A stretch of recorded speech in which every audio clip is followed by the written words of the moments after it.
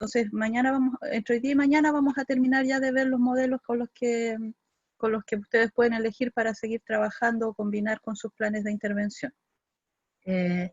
Vamos a ver un video primero de lo que es la IAP, después yo les voy a hacer una presentación cortita. Yo no soy tan buena para hablar como la Lucy, yo soy más cortita y precisa, entonces si tienen dudas, consultas, comentarios, me los hacen al tiro, ¿ya?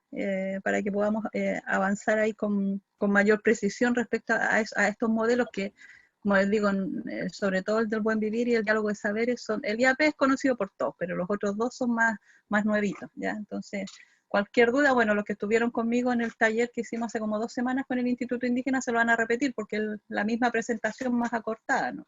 Pero lo bueno de eso es que pueden profundizar más y preguntar más ahora si es que hay dudas, ¿ya?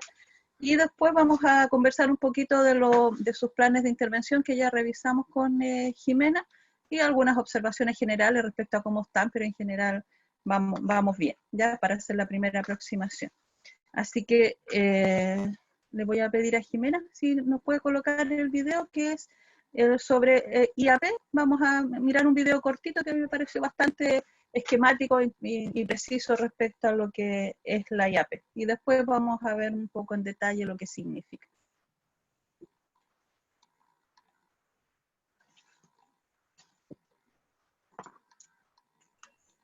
¿Lo pueden ver, cierto?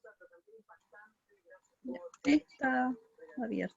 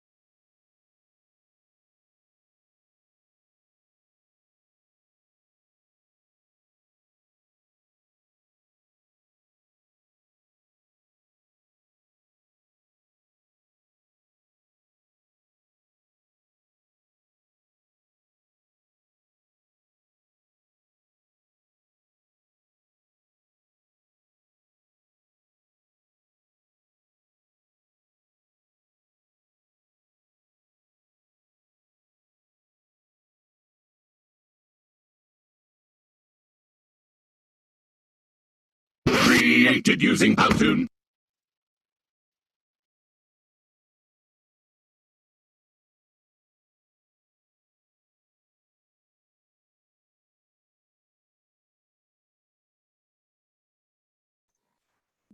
¿Qué les pareció el video? ¿Muy rápido? Sí, fue rápido, pero estaba divertido, como que la música era apasionante. Principalmente era la buena música lo que quería que les llamara la atención, porque así despiertan y después del almuerzo igual da como flojera. Pero la música ahí reactiva. Ahora chicos y chicas, voy a mostrarles una PTT, como les digo, la idea es que vayamos mirando en conjunto lo que significa la IAP. Ahí vieron los elementos principales de la IAP que mencionaba en el video. Primero que, como todo, es un proceso de conocimiento, ¿ya? Y principalmente lo que plantea es que es un proceso de empoderamiento político, que eso es lo relevante de este modelo también, que si uno lo utiliza bien, hay un proceso de empoderamiento de las comunidades que tiene que ver con un elemento político que no todos los modelos tienen, ya por lo que han visto anteriormente. Y lo otro es que aquí juega un doble rol. Por una parte es investigadora, pero también es sujeto de investigación. ¿Ya? Nosotros los investigamos a ellos y ellos se investigan entre ellos también. Entonces juegan un doble rol. Y lo que hace esta investigación es un estudio descriptivo. Describe lo que pasa en la realidad desde la versión de los actores que están en el proceso, pero también desde nosotros, desde nuestro expertise profesional. Y esos conocimientos se unen y finalmente logran dar una conclusión a la problemática que se está viviendo dentro de la comunidad. ¿Ya? En resumen, ese es el IAP. Investigación ustedes ya han visto, ya conocen, así que no les voy a explicar los pasos de la investigación ni nada de eso. Pero en estricto rigor, ese es el centro de este modelo, en que las personas de la comunidad actúan de investigadores, pero también de sujetos de investigación, pero que finalmente ellos se empoderan del saber que sale ahí. Y ese saber que se construye, ese conocimiento que se construye, les permite hacer a ellos empoderarse del proceso después de cambio que van a realizar. ¿Ya? Si miran aquí, miren, hay un ejemplo que está en uno de los manuales que Lucy también les puso en la bibliografía. Disamos nuestro canal de riego, ¿ya? ¿Qué pasa ahí? Primero dice, hay una parte donde están los campesinos y otra parte en donde están los técnicos. Entonces dicen, el canal que tienen es muy reducido, debemos hacer un nuevo canal, ¿ya? Pero nuestro canal siempre lo hemos usado y si tiene mucha agua no serviría, inundaría nuestras chacras. Entonces, estamos hablando desde el conocimiento científico y desde el conocimiento de la comunidad. Entonces, el ingeniero, este canal es desde la época de los incas, nosotros siempre lo usamos. O sea, la comunidad tiene algo en su cultura, algo que trasciende, que viene desde hace muchos años y que siempre les ha servido, ¿ya? Para los objetivos que ellos tienen. Creemos que tenemos que revisar mejor nuestro diagnóstico si es como ustedes dicen. Entonces ahí le están diciendo a los ingenieros que también tengan cuidado en mirar qué pasa o qué venía pasando y si su canal les servía por alguna razón lo siguen ocupando. ¿Ya? Sí, ingeniero, mire cómo en este sector este canal se desborda siempre. Nadie quiere limpiarlo porque no lo usan. No lo usan porque por ese lado ese se desborda. Como le dijimos, lo que necesitamos es que nos ayuden a arreglar nuestro canal. Ahora estamos convencidos que es la necesidad fundamental, ¿ya? Porque le hicieron otro canal, pero ese canal no les sirve. Pero los ingenieros lo hicieron solo mirando su perspectiva, no de la perspectiva desde la comunidad, del conocimiento que traía la comunidad, ¿ya? Entonces, ese es el objeto de esta investigación acción participativa. Es un modelo crítico, es un modelo dialéctico, que como dice, el sujeto también se transforma en objeto de la investigación, pero lo que hace finalmente es unir ambos sistemas. Y ese sistema nos da la solución más factible a este proceso de investigación o del problema. Y con eso logramos hacer la transformación de esa problemática que había. Si ustedes han visto, han escuchado, siempre la gente dice, nos trajeron este proyecto, y dicen nos trajeron, ¿ya? Porque no era algo que ellos quisieron, pero se los trajeron y ellos lo aceptaron. Y generalmente esos recursos quedan botados. ¿Por qué? Porque la gente lo recibió nomás, pero ellos nunca fueron parte de la solución. Y por lo tanto, claro, algunos lo ocupará, pero otros no. Sobre todo en el ámbito urbano, hay un tema que tiene que ver, por ejemplo, hubieron unos programas que se llamaban pavimentación participativa. No sé si los escucharon o vivieron ese proceso, ¿no? Pero ahí lo que se hacía era que las personas daban un porcentaje de recursos para construir las veredas, ¿ya? Que siempre construyen las calles, pero las veredas quedan como el forro. Bueno. Entonces, lo que era que la comunidad se organizara y que viera por dónde podían ir las veredas, el ancho de las veredas, si había gente adulta, cómo construir la vereda, si había que alguien con silla de ruedas, si había que dar el ancho. Todo ese proceso se hacía con la comunidad. Y esas veredas siempre permanecen, porque la gente las cuida, y la gente siente que son parte de un proceso que construyeron en conjunto. Pero las otras veredas que se hacen así nomás, si usted las ve, todavía no están ni secas y la gente las anda pisando. Primera cosa, se queda con la pisada de todo el mundo la vereda. O la gente empieza a destruir la orilla de la vereda para subir el auto, porque finalmente se las pusieron ahí, nunca fueron, ¿ya? En cambio, cuando ellos participan del proceso de construcción, se apropian de ese elemento. Entonces la investigación lo que nos permite a nosotros a eso es profundizar sobre ese elemento. Dice que este conocimiento debe estar acompañado de la acción. O sea, no es solo investigar por investigar, sino que es investigar y hacer. Por tanto, implica, por eso, un compromiso político e ideológico. ¿Qué es lo que voy a hacer? ¿Cómo lo voy a hacer? ¿Con quién lo voy a hacer? ¿Ya? Asumir este proceso como una praxis social implica generar un proceso de concientización por parte de quienes se proponen conocer la realidad. O sea, quien no está concientizado con el proceso, quien no le interesa este proceso, no va a aportar o no va a aportar de buena manera al trabajo que se va a hacer. Quienes conozcan deben ser aquellos sujetos que están siendo afectados por la situación. O sea, alguien que no le afecta no se involucra. ¿Sí? Ustedes no se involucran en una movilización si a ustedes no les afecta. La miran desde fuera, ¿no? De manera de incentivar a la reflexión colectiva. Solo así se desprenderán soluciones pertinentes. ¿Ya? Por eso es relevante aquí en este proceso que participen quienes realmente sufren el problema. ¿Ya? Por ejemplo, en el ámbito del trabajo con mujeres y hombres. Durante mucho tiempo todas las políticas del gobierno estaban dirigidas a la producción de productos, chacra, ¿ya? Pero quienes realmente producían para la casa o para la alimentación familiar eran las mujeres, y esa era la huerta. Y no habían políticas orientadas a proyectos que fueran directamente hacia las mujeres al trabajo de la huerta, sino que todo era orientado al varón, a la producción fuera del predio. Pero cuando cayó la economía y cuando ese proceso terminó y los hombres tuvieron que ir a trabajar a los fondos, a patronados, ese proceso siguió. Las políticas siguieron pasando de la misma manera cuando en la ruralidad había otro cambio, había otra forma de subsistir, otra forma de trabajar. Entonces ese proceso no se dio, porque investigamos mal. ¿Ya? Todavía seguíamos creyendo que el jefe de hogar era el varón, cuando quien estaba en la casa era la jefa. ¿Ya? Pero Serrano se plantea es un proceso circular de indagación y análisis de la realidad. Ya hemos conversado en otros de que todos estos procesos son circulares, no son horizontales. No es que empecemos y terminemos, sino que vamos haciendo un proceso. El diagnóstico se transforma después en una evaluación y esa evaluación se transforma de nuevo en un diagnóstico, ¿ya? Entonces en eso tenemos que ir teniendo claridad sobre eso, esa forma de mirar la realidad, en el que partiendo de los problemas prácticos y desde la óptica de quien los vive, o sea, siempre tenemos que partir de ahí, del problema que la gente mira, el que ve, el que sufre, y de quien lo vive, ¿ya? No desde nosotros, no desde la institucionalidad, sino que desde ellos. Y de ahí procedemos a una reflexión y actuación sobre la situación problemática con objeto de mejorarla, ¿ya? Partimos siempre desde ellos, ¿ya? Y después nosotros miramos la situación y ampliamos esa mirada con otros elementos que nosotros podemos entregar, implicando en el proceso a los que viven el problema, quienes se convierten en autores de la investigación.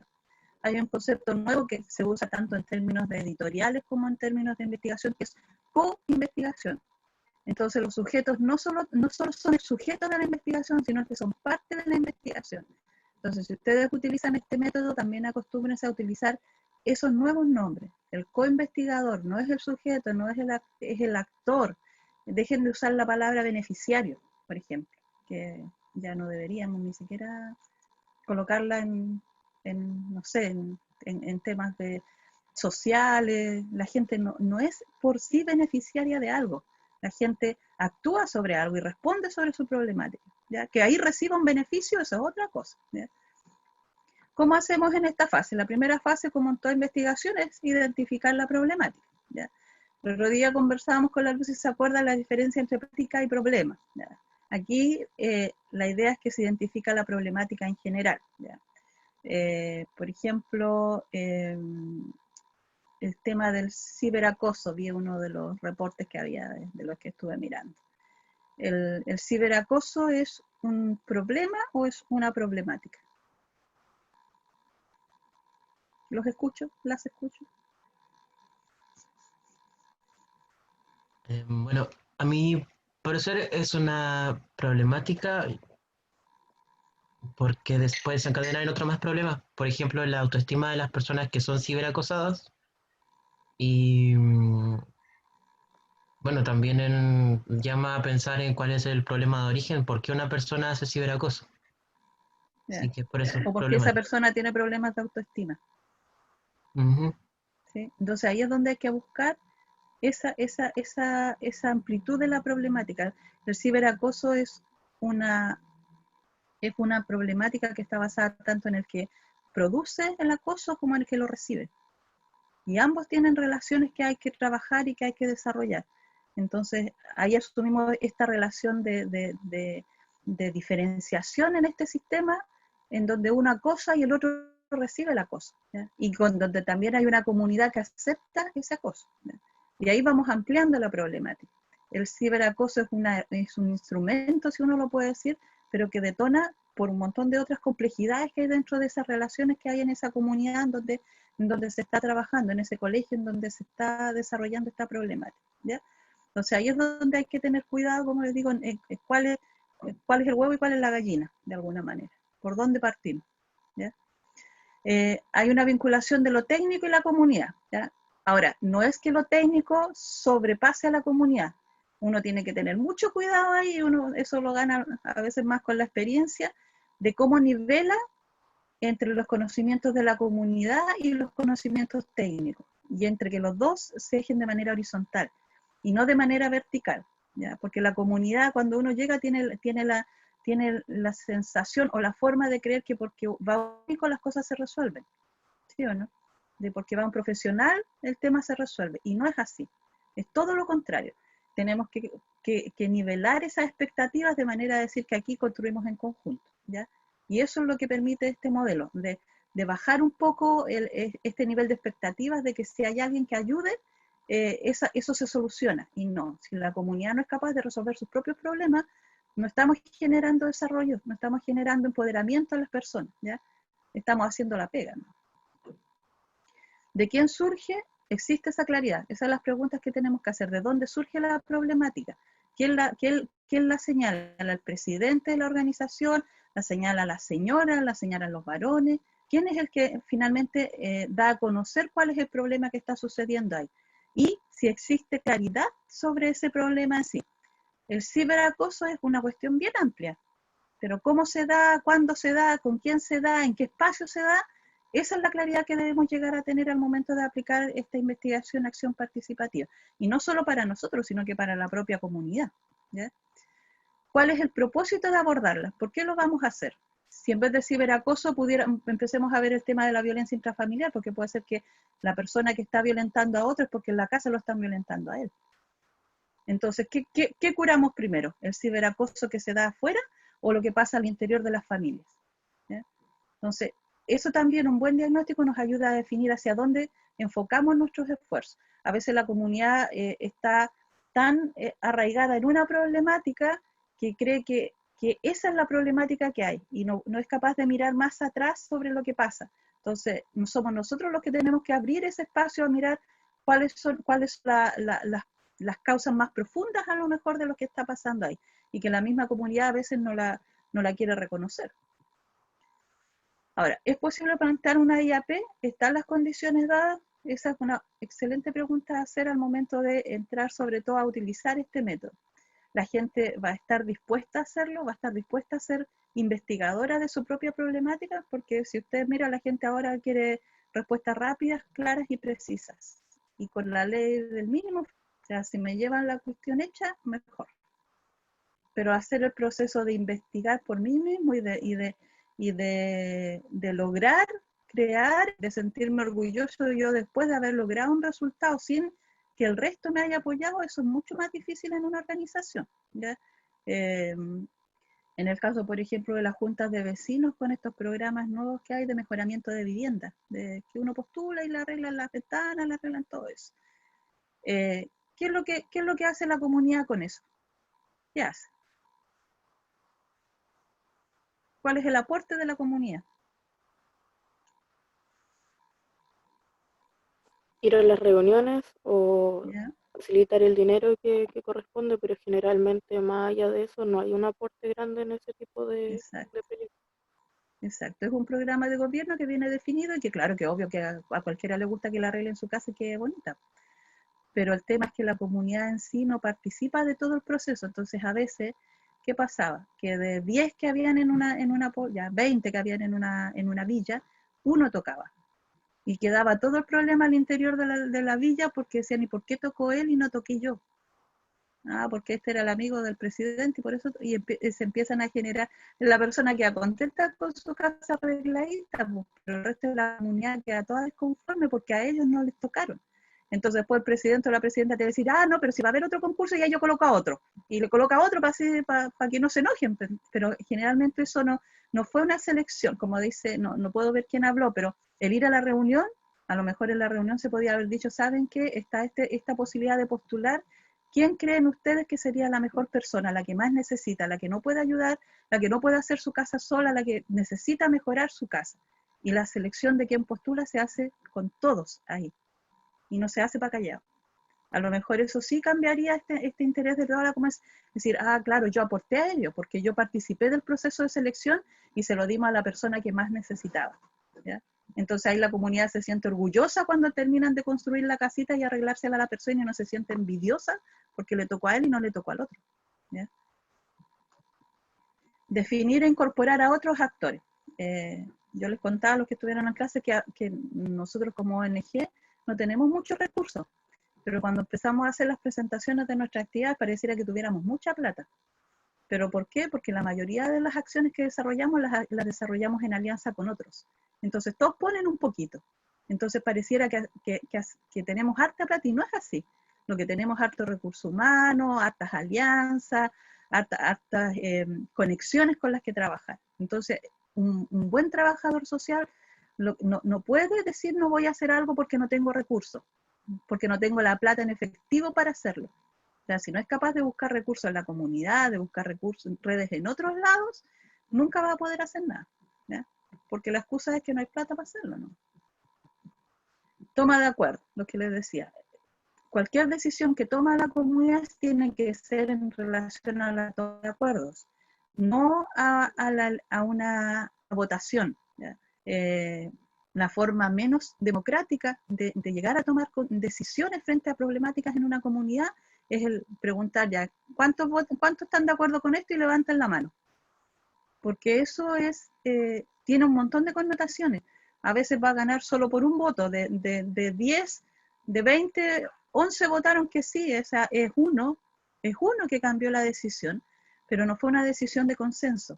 Preferible es demorarse un poco más en tomar el acuerdo y dar tiempo a reflexionar y a convencernos la mayoría, ojalá, de que la decisión que estamos tomando es la mejor para todos, a hacerlo rapidito y a votar ya la mayoría, ya listo, porque las mayorías a veces votan por otras razones que no son el bien común, sino que el bien a lo mejor de nosotros que nos va a tocar, ah, no, porque yo soy amiga de este y por lo tanto yo voto por este. Hay muchas otras razones para votar por algo, ¿ya?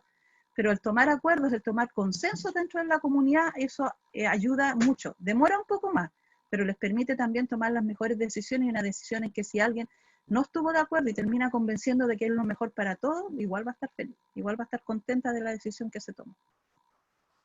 Medir tiempos, plazo y recursos. O sea, eso siempre nos va a restringir en algunos momentos, pero que no sea la razón por no hacer las cosas.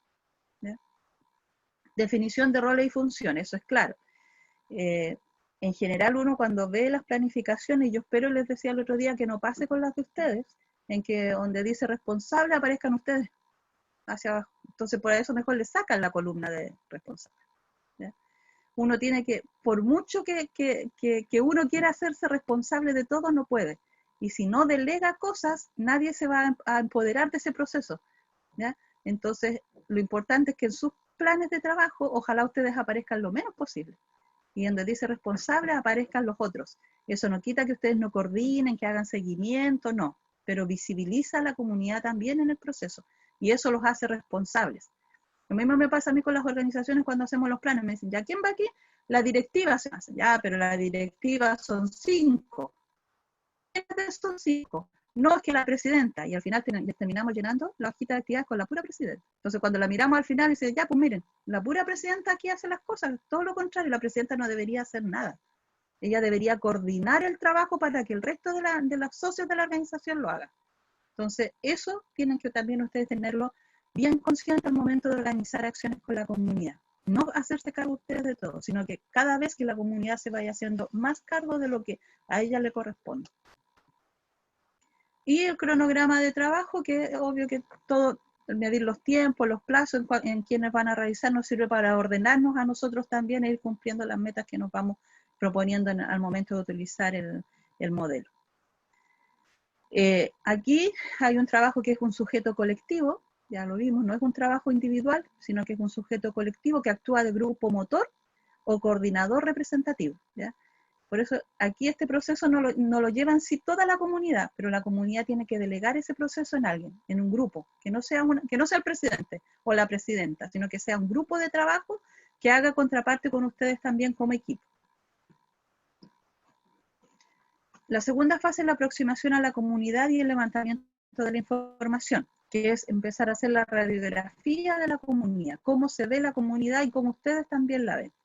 Y aquí ustedes utilizan todas las herramientas que ya ustedes conocen, todos los estudios preliminares, las estadísticas, las historiografías. ¿Alguien sabe lo que es una historiografía? ¿La han visto en alguna parte? ¿No? ¿No les suena algo? Se hacen como la historia de la comunidad a través de fotos que se van como recuperando, ¿o no? Sí. A través de... La historia se construye en un territorio. Entonces, por eso dice grafías. Entonces, puede ser una buena herramienta las guías. Juntar fotografías antiguas que traiga la familia y las vaya colocando y vaya viendo cómo ha sufrido la comunidad transformaciones, hace muy bien a la comunidad para que no se queje tanto, para que no diga, no hemos hecho nada. Entonces, cuando uno se para un rato y mira para atrás, dice, sí, pues sí hemos hecho hartas cosas, es que no nos hemos sentado a ver lo que hemos hecho. Entonces, la historiografía se usa principalmente para eso, es una buena herramienta para trabajar memorias colectivas, ¿ya? Para recuperar saberes, para ver cuánto hemos avanzado, y también para proyectar el futuro, ¿ya? Porque dice, bueno, sí, en realidad sí hicimos todo esto y nos falta esto otro, ¿ya? Entrevistas, observaciones participantes, asambleas, reuniones, mapas parlantes, teatro foro, ahí tienen un montón de cosas que no se va a aplicar una entrevista, ¿sí?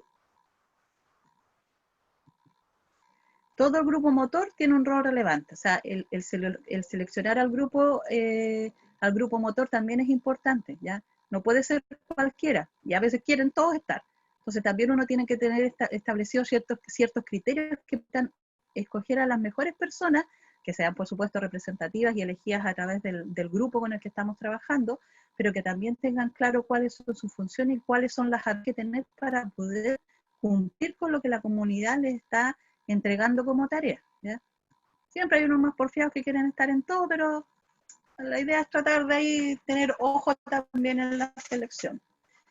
En esta fase se debe explicar a la comunidad en qué consiste el proceso y su finalidad.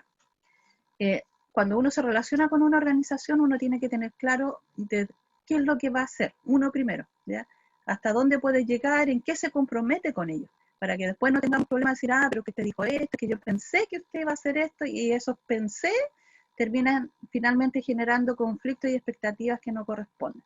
Entonces, la primera entrada a la comunidad, en el caso de las investigaciones, en donde nosotros sabemos que nuestros niveles de participación aquí a nivel nacional, a nivel internacional, son muy bajos. La gente participa siempre más por recibir algo, ¿ya? Por recibir algo económico, por recibir, no sé si han visto la escalera, estamos en los niveles más bajos nosotros. Si la quieren la buscan o en alguna otra clase la vemos, pero es un buen instrumento para medir, para que la gente visualmente vea en qué nivel está de participación. Entonces, en esta fase la gente tiene que tener claro que nosotros no vamos a hacerles la pega, ¿ya? Al inicio, enseguida, tienen que tener claro que son ellos junto con nosotros, los que vamos a trabajar en hacer en construir este proceso de investigación, que va a ser más lento a lo mejor, que va a ser menos a lo mejor rápido al momento de entregar algo, pero que sí va a ser mucho más sustentable en el tiempo, ¿ya? La tercera fase es la organización y análisis de la información, ¿ya? Tenemos toda la información recopilada, tenemos todo el armado, tenemos toda la base de datos lista, y el grupo motor organiza los datos en función de las problemáticas que definió en un inicio, ¿ya? Puede ser que la problemática que teníamos al inicio cambie con la información que tengamos. Por eso el grupo motor tiene que volver a ordenarlo. Lo mismo que les va a pasar a ustedes con su plan de intervención, ¿ya? Colocamos con las herramientas que teníamos al inicio algo, pero con la información que van a ir recopilando ahora que ya tienen su centro de práctica, pueden conectarse con los informantes, pueden trabajar más con ellos, a lo mejor ahí hay que hacer otro proceso de volver a reordenar la información y volvemos a priorizar, ¿ya? Ese no es problema, eso es lo que se hace, ¿ya? Seríamos muy bacanes si que le achuntáramos al primer diagnóstico, le achuntáramos a lo que sigue. Entonces, eso sería espectacular. Pero generalmente no nos funciona tan así. Pero lo importante es el proceso que se va haciendo, ¿ya? El proceso de ir despejando la problemática, de irla acercando cada vez más a la realidad y a las potencialidades, a las fortalezas y a las debilidades que tiene la comunidad para resolverla. Releva los hallazgos, ¿ya? Puede ser que hayan descubierto, no sé, pues, ya volvemos al ciberacoso, como les decía, que la persona que estaba sufriendo de ciberacoso era porque, no sé, que vieron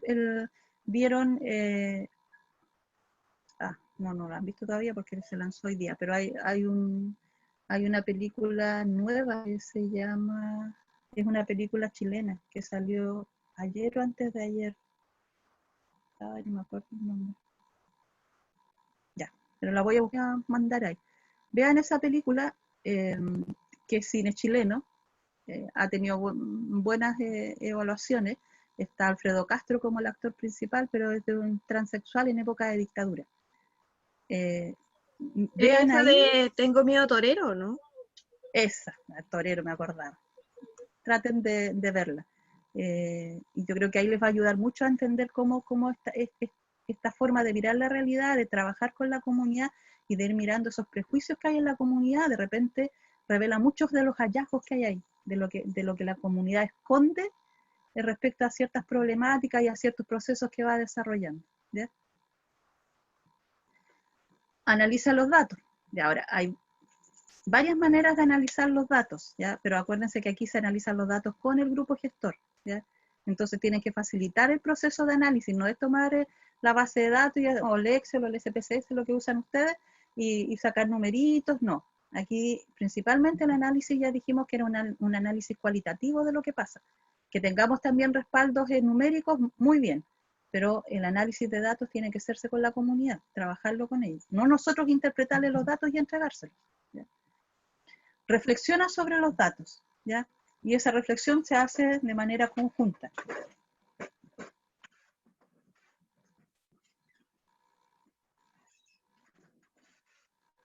Mi gata se aburrió de la clase y se fue. Mandó a cambiar. Diseñan una estrategia para realizar la devolución de los recursos de la comunidad. Miren, si hay una cosa que nos ha costado aprender a los trabajadores sociales y en general a los profesionales, es devolver la información a la comunidad. Si ustedes ven a la gente, la crítica que se les hace a la universidad es que no devuelven la información, que hacen mucha investigación con la gente, pero que no le devuelven la información, o que si se la devuelven en un manuscrito tan poco entendible que uno lo toma, lo mira y lo guarda, porque la forma de expresarlo, la forma de decir, no lo entienden, ¿ya? Entonces, tenemos que tener cuidado nosotros en diseñar estas estrategias para realizar una devolución, que los resultados les sirvan, que los resultados los puedan entender, que sean escritos de alguna forma en un vocabulario que ellos puedan trabajar y que sea una herramienta de trabajo, ¿ya? No una investigación bien escrita, bonita, con muchas cosas que al final no entiendan, ¿ya? Esto es un instrumento que a ellos les va a servir para trabajar, para mejorar lo que pasa en su comunidad. Lo mismo pasa con sus planes. Los planes de intervención tienen que tener un formato. un formato adecuado, porque también va el prestigio, su presentación como futuros profesionales en cómo uno entrega un documento. Entonces, por ejemplo, ahora en los que yo revisé no había tapa, habían dos con tapitas, una tapa muy linda, con una fotografía, con el loguito, bien, muy bien. Ahora, a mí siempre me dicen que tienen que ponerle abajo normas APA. Yo miro ahí las normas APA, no me gustan mucho, pero uno siempre tiene que buscar la formalidad en estos procesos. Y también cada uno de ustedes le da la formalidad, ¿ya? Entonces yo espero también ver planes de intervención en un bonito formato. Si son para organizaciones, en un formato entendible para las organizaciones. Si es para una institución, ya uno resguarda lo que la institucionalidad tiene, su forma, su estructura también. Pero todo tiene que tener un formato, ¿ya? Tiene que tener un formato base, tapa, índice, introducción. Yo ahí en la guía no les pusimos tapa, índice de introducción, porque a esta altura entendíamos que ustedes saben que eso es parte de la formalidad, ¿no? ¿Ya? Y un documento base de estrategia de devolución, ¿ya? Ahí el documento base es lo que, todo esto, todo lo que, este trabajo es el documento base de devolución. Ahora, no es que ustedes entreguen el documento así, tomen, aquí está el documento, no, sino que organicen una actividad en donde se muestre un PTT o, no sé, hagan un díptico, tríptico chiquitito con los resúmenes más específicos. Ingénienselas para devolverle la información a la comunidad, tanto una documentación más formal como también una que pueda utilizar de manera más activa la comunidad, ¿ya? Nosotros, por ejemplo, cuando hacemos proyectos siempre hacemos dos cosas. Una es un documento formal, que es esto, por ejemplo, que todos lo ven, ¿saben? Y otro que es, pensando que estoy aquí, esto. ¿Lo ven? Y aquí están los saberes de la comunidad, expresados aquí adentro, con fotitos, con algo que ellos puedan leer, que lo puedan usar. Incluso este tiene algunas palabras en Es mapudungún como para un que podamos estilo de reforzar el revista, pero en mapudungún. agenda, ¿o no? Sí, es como, este es de un manual de hierbas medicinales, ¿ya? Entonces este es el informe grande que uno por obligación tiene que hacer, pero esto es lo que se le devuelve a la comunidad, ¿ya? Entonces, esos ejercicios los tienen que ustedes también utilizar. Siempre algo formal, un documento, pero también algo que la comunidad en sí pueda trabajar y pueda difundir, ¿ya? Y otras veces cuando hay más recursos le anexamos un video también, es cierto.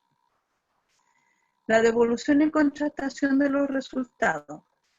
Pedagógica se devuelven los resultados a la comunidad con el fin de contrastarlos y reactualizar la información, ¿ya? Puede ser que en este proceso de investigación hayan pasado un mes, 2 meses, 3 meses, 4 meses, 5 meses, los que sean, pero como les digo, hay que devolverlo a la comunidad y contrastarlo de ahí, porque se acuerdan que la investigación-acción es investigación-acción participativa. Por lo tanto, también en el proceso de investigación puede ser que nosotros estemos cambiando cosas, que vayamos haciendo una acción también, sin darnos cuenta a lo mejor de esos resultados no esperados que salen de repente, porque al momento de empezar a investigar la gente se fue dando cuenta de que habían otros factores que estaban influyendo ahí y pudieron a lo mejor solucionarlos. Y llegamos al final con varios problemas o dentro de la problemática que ellos habían visto solucionados, y solucionados con cosas pequeñas que se fueron haciendo durante la investigación. Se espera que sea con análisis colectivo de estos. ¿Ya? Como digo, todo tiene que, si bien el grupo gestor trabaja con ustedes, al momento de elaborar todo el proceso, el análisis siempre tiene que volver a ser colectivo, ¿ya? Y finalmente lo que la comunidad decide con lo que ustedes entregaron es lo que queda en el documento final, ¿ya? No es lo del grupo gestor y lo nuestro, es lo que la comunidad revisa al final, ¿ya? Y lo que ellos aprueban al final. Se indagan las posibles soluciones, se negocian y se acuerdan las soluciones identificando los roles y responsabilidades, se toman acuerdos, ¿ya? Resultados validados por la comunidad, identificación de soluciones y acuerdos, y ahí arman la mesa de trabajo. Ese es el proceso, ¿ya? ¿Dudas hasta aquí?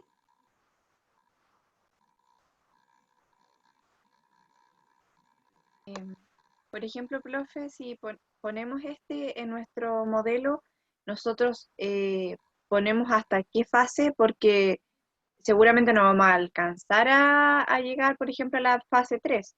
Entonces, ¿ponemos solamente hasta lo que podemos llegar o hipotetizamos lo que podemos alcanzar a hacer? Pueden llegar hasta lo hipotético. Vaya. Por ejemplo, en la fase que están haciendo, en lo que dura su práctica, podrían llegar hasta esta fase, la de contrastación de los resultados. ¿Para qué? Para que al final de su proceso de práctica terminen con la comunidad negociando posibles soluciones y tomen acuerdos. Y esos acuerdos los realiza la comunidad y ustedes le entregan el documento final. Que dice ya, esto es lo que ustedes acordaron y esto lo ejecutan ustedes con mí o sin mí. Si alguien sigue en la misma organización en práctica profesional después, mejor, toma su plan y sigue trabajando ahí su plan y empieza a ejecutarlo. Pero si no, le queda a la comunidad y la comunidad lo ejecuta. O sea, sería espectacular que la comunidad se quedara con este proceso hasta ahí y ellos lo ejecutaran. Y después ustedes, no sé, por el otro año le echan una llamadita y ¿cómo les va con mi plan que yo hice el año pasado? Ya. Bien, le van a decir espectacular. Cierre y evaluación. El grupo motor evalúa cómo fue el proceso en términos de su organización y comunidad.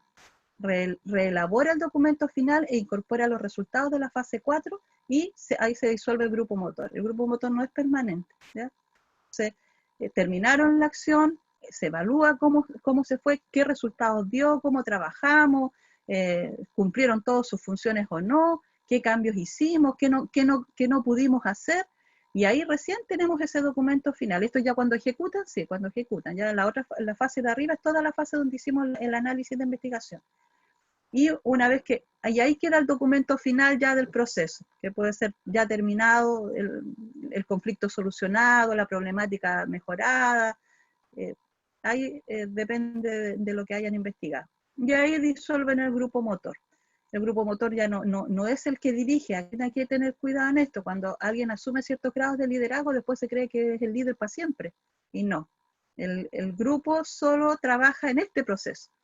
Después, si hay otro proceso de investigación, asume otro grupo. La idea es que vayan rotando, porque va a depender de la problemática también.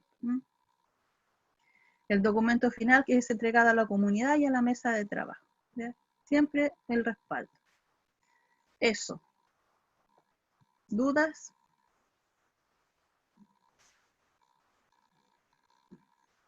¿Qué hora es?